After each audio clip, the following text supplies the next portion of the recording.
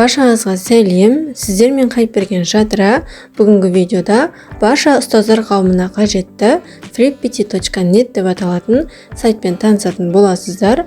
Бұл сайтты пайдалану арқылы сіздер өтіп жатқан сабағыңызға оқушыларыңыздың қызыға әрі белсене қатысуына үлкен үлестеріңізді қосасыздар. Бұл сайт арқылы онлайн және мультимедиалық карточкаларды құрастыруға болады. Рандомайзер пайдаланасыз, үстел ойынын құрастыра аласыз, сканворд, мұнда бинго ойындарын құрастыруға болады.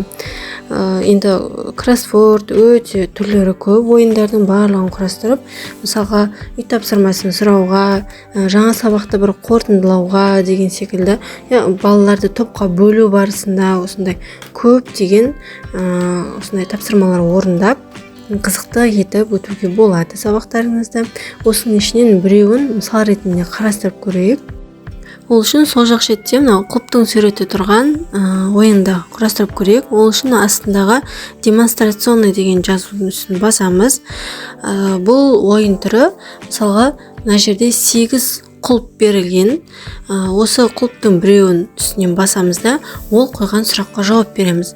Мысалға, мұнда ең бірінші сұрақ, мен 6-шы құлыпты ашайын, жасың нешеде дейді, мен 25 деп жазам. Бұл дұрыс болса, құлып ашылады, осыны жасыл түске боялады. Келесі сұраққа барамыз, бұған да жауап береміз. Дұрыс болса, құлып ашылады. Дұрыс болмаса, өзінің дауысы бар, құлып ашылмай жатқан дауыс болады ғой. Сондай дауыс шығады. Яғни құлып осындай қызыл түске боялып ашылмайды, бірақ кез келген басқа құлыпты ашып тапсырманы орындай беруге болады. Енді осының жасау жолына көшейік. Ол үшін қайтадан ораламыз басты бетке. Енді астындағы инструкция деген жазуға барамыз. Орыс тіліне аударып алсаңыздар кішкене түсініктірек болады.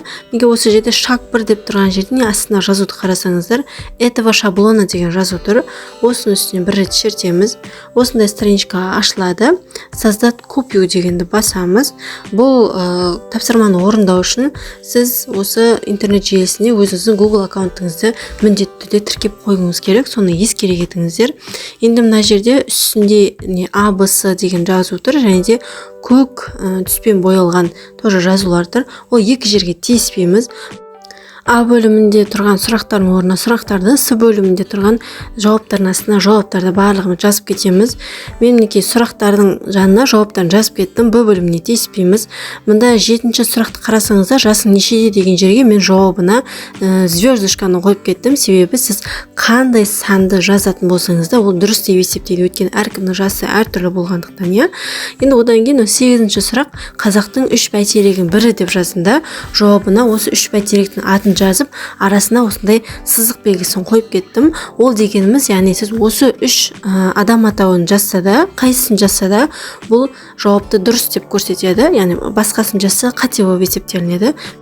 Бұл жерде тек қана 8 тапсырма жасауға болады деген сөз емес, тапсырма санын азайтып немесе көбейтсеңіздер де болады. Енді жүктейміз. Ол үшін файл, оның ішінде поделиться, опубликовать в интернете дегенді басамыз. Енді опубликовать дегенді басамыз. Окейді басамыз. Енді осы жерде міне сілтеме көк түспен белгіленіп тұр. Мышканың оң жағын басып копировать етеміз де. Енді жаңадан вкладка ашып, осы копировать еткен сілтемені вставить етіп Enterді басамыз. Енді осы жерде get the line here деген жер тұр. Осы жерді басамыз. Одан кейін астында көк түспен сілтеме шығып тұр, соның үстін басамыз да. Русский дегенге барайық.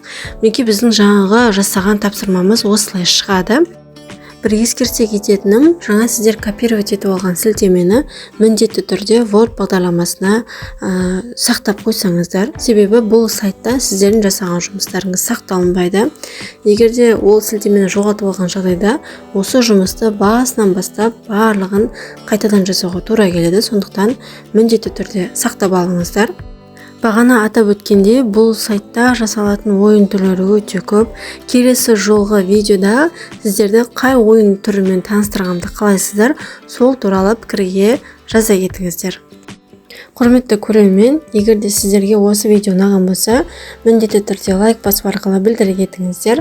Каналға тіркеліп достарыңызбен бөлісуді де ұмытпаңыздар.